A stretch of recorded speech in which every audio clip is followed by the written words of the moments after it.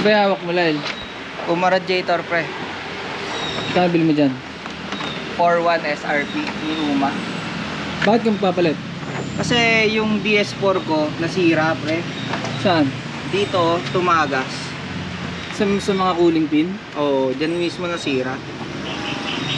Oo. So ngayon, papalit ka ngayon. Oh, etong nabili kong Uma na radiator pre. Pang ano talaga siya? Pang NMAX B2 tsaka Aerox B2. So ngayon, Buti, pasok. hindi siya pasok. Okay. Kaya ngayon, bumili pa ako ng ano, ng Uma radiator. Uma radiator. I mean yung shell ng radiator para lang pumasok siya dito. Shell lang ano yan, Aerox. Pang NMAX B2 binili ko, hindi pang Aerox. O paano papasok? So ngayon, hindi ako sure kung pasok talaga siya. But Utangin naman, di ka sure? hindi talaga, binili ko lang. O paano yan? So eto, bala ko tatabasin ko lang to. Kasi yung NMAX tsaka Aerox may ganito. Sa NMAX kasi diretso lang. Pero tinignan ko mukhang pasok. Tsaka yung ano, yung radiator kasi ng pang B2, yung pasok ibabaw. Oo. So eto, tingnan mo to. Ito kasi pang Aerox B1 eh. So yung ilalim hindi pasok. Oo. Yung taas lang. Hindi ba pwedeng taas lang may tornilyo? Pwede naman I-strap mo na lang yung baba. Baka masira ulit. Hindi, siguro kung ano, kung hindi talaga ubra no. Oo, kaya ngayon ito, bumili ako para lahat matutornilyo ako, di ba? Oo, Pogi siya. pa. O dapat yan, kinakalas na to. Kakalasin na nga natin. So ngayon kasama natin si Mego. Tsaka si Kuya Johnny. Palas. Ayun na si Basilio. Basilio ng Pasita. Radiator yan, brr! Kinang ina mo, brr! Ano, kaya mo? Alam mo yung gagawin? Yung gagawin, Basilio? Welding sa akin yan, brr!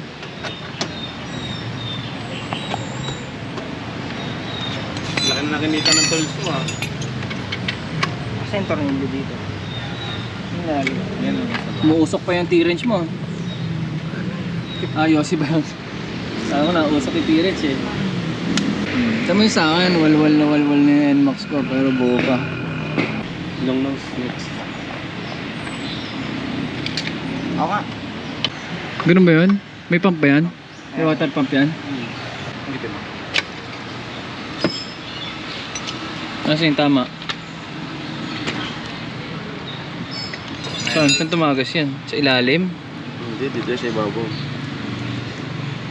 Hindi, naputol mo nga. Tuloy isang tornilyo naman. Uy! Lagay nito, may fire rate. Mamatay mga uod dyan sa ilalim.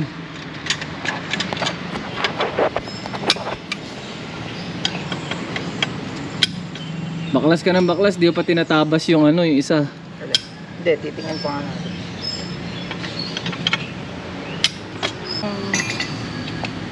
Ano, Basilio?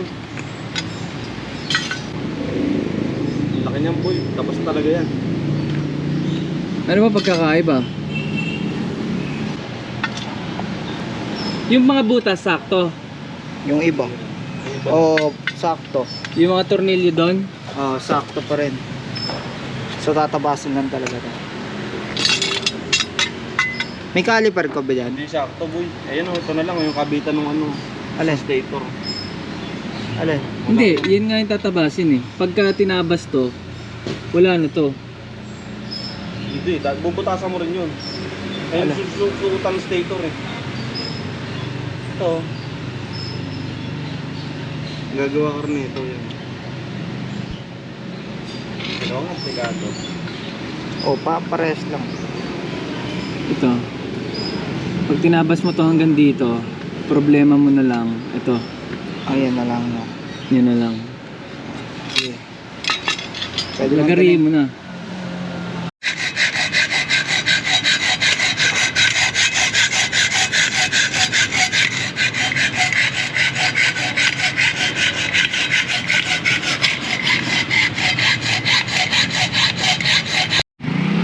So ngayon, natapos na namin. Nagpabili lang ang liha kay Meko para kuminis lang to. Yung pinagkaiba lang nila is yung sa NMAX B2 meron siya dito. Tapos ito pala sa V1 So, ganito siya. Ganyan. So, ngayon, mamaya, magtatabas pa kami kasi para ata ito dito sa stator. Sa stator kung dyan nagkakaroon. Kailangan ko siya tabasan dito para mag-fit na siya. So, ngayon, parehas naman yung kapal nila. Tapos, di ko pa lang nati-check kung meron sigurong ilang tornilyo o isang tornilyo dito na hindi papasok, pero malalaman ko mamaya kung ano. So sabihan ko kayo. So ngayon natabos na namin nila Kuya Johnny. Nilagyan na namin siya ng konting awang dito, ito, para itong sa stator na wire pumasok. Kahit di na namin lagay ito kasi nababasa pa rin naman itong loob. Ito lang yung awang namin. Lalagyan ko na lang siguro ng ano dito, ng electrical tape para kahit pa paano. So lilinisin muna namin to bago namin salpak to ulit. No.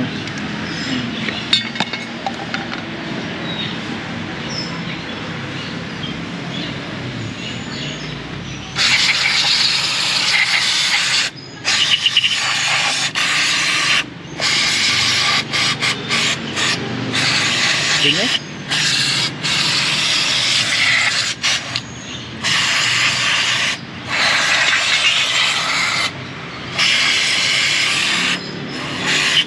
Punasin.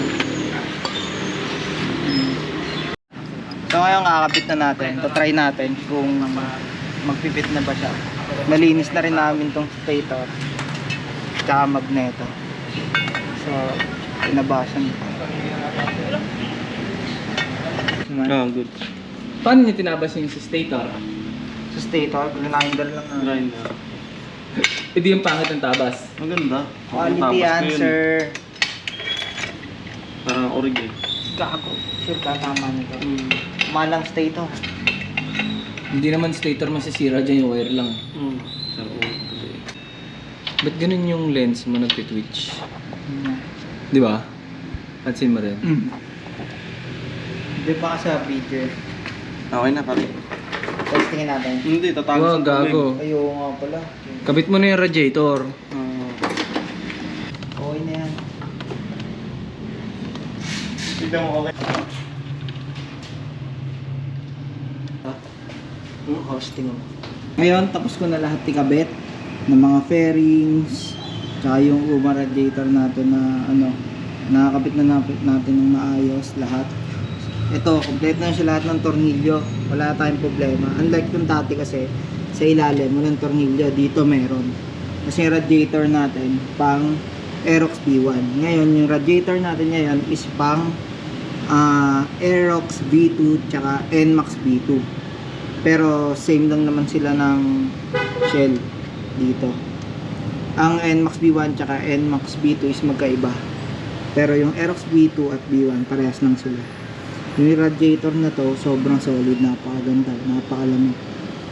Tapos, ang nilagay natin coolant is yung natira lang sa Hilux ko na coolant, Toyota to.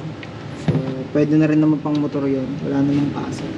Tapos yung sa stator, in-adjust lang namin ng konti, nagtabas kami para pasok. Kasi nga, iba yung shell nito sa dati, no?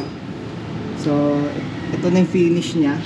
Wala naman tayo naging problema masyado, sobrang dali lang convert. Nandito tayo ngayon sa loob ng shop ni Cloud.